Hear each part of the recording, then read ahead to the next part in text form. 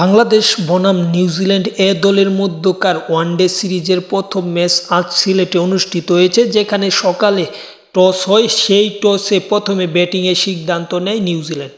তারা টোটাল সংগ্রহ করতে পারে নির্ধারিত 50 ওভারের খেলা থাকলেও তারা 35.2 ওভারে 147 রান করে এবং 147 রানেই তারা অল আউট হয় এবং 148 রানের টার্গেটে বাংলাদেশ ব্যাট করতে নামে এবং বাংলাদেশের হয়ে তানভীর ইসলাম তিনি নিয়েছে 35 রান খরচে 5 উইকেট। পরবর্তীতে বাংলাদেশ এ দল ব্যাটিংয়ে নামলে ম্যাচটি বাংলাদেশ সহজেই জিতে যায়। 3 উইকেট হারিয়ে বাংলাদেশ 27.2 ওভারে 150 রান সংগ্রহ করে।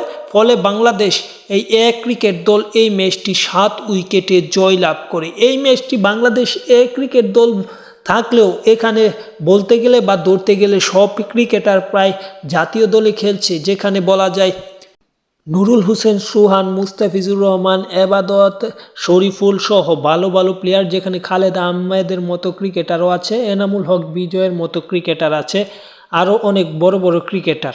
সব কিছু মিলিয়ে এই ম্যাচটিতে বাংলাদেশ জিতবে এটা আগেই ধরে নেওয়া হয়েছিল, কারণ প্রথমেই বাংলাদেশের বোলাররা অত্যন্ত সুন্দর খেলে এবং বাংলাদেশের হয়ে স্পিনার তানভীর ইসলাম তিনি 35 রান খরচে 5 উইকেট নিয়েছে, এটা আগেও বলেছি, এবং এই 35 রান খরচে 5 উইকেট নেওয়ার মাধ্যমে তিনি ম্যাচের সেরা খেলোয়াড় নির্বাচিত হয়েছে। পরবর্তী বাংলাদেশ এবং নিউজিল্যান্ডের মধ্যকার পরবর্তী যে ম্যাচটি সেটি হবে 7ই মে এই সিলেট স্টেডিয়ামে।